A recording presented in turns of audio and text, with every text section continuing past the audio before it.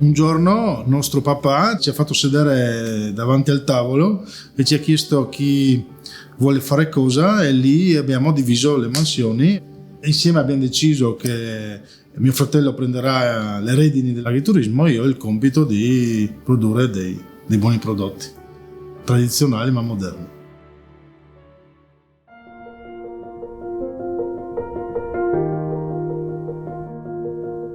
Abbiamo cominciato con un po' di viti, poco di qua, poco di là, un po' di maiali.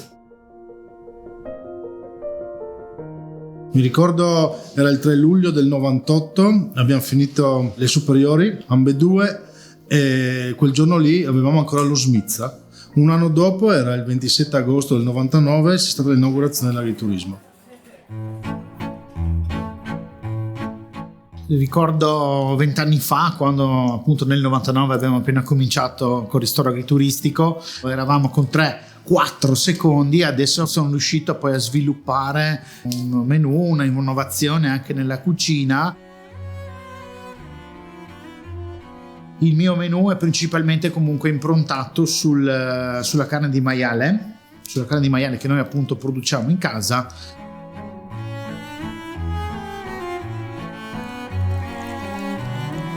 Terrano di ieri, primo travaso si faceva per Pasqua, era un piacere. In giugno già vedevi mezzo aceto. Quel vino lì era nutrizione per la gente, era fatto da famiglie che in quel campo di 1000 metri quadri, di 2000 metri quadri che era, lì crescevano sia il cavolo cappuccio che la patata, che l'orto e che la vigna. È ovvio che quella vite doveva produrre di più. Oggi come oggi sono cambiati i metodi di coltivazione della vite, le esigenze dei consumatori e delle aziende. Per questo deve essere un vino per forza moderno, diverso, al passo coi tempi. Ecco, al passo coi tempi.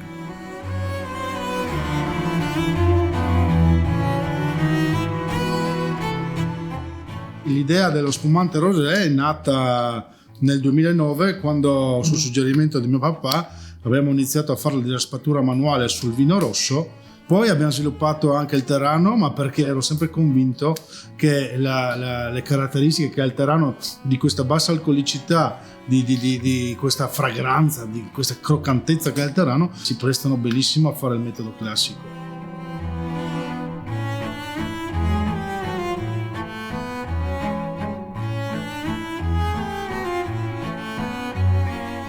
La ricetta della lingua Savor mi è venuta una sera così, quando eravamo fuori a cena, e avevo pensato a una variante carnivora del sardone in Savor.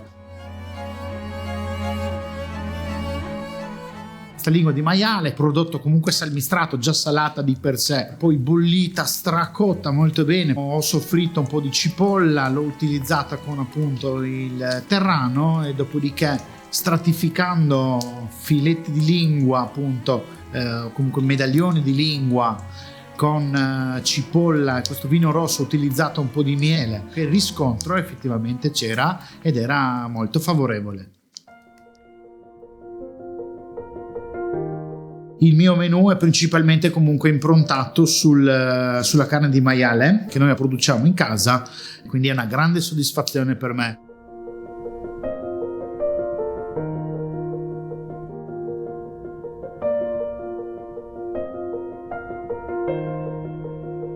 La nostra azienda è un po', io la definisco un po' a 360 gradi, nel senso che come ogni azienda ha una parte produttiva, sia una parte di somministrazione che l'alloggio e la vendita, quindi lì possiamo offrire da mangiare e da bere e da dormire, io la definisco a 360 gradi.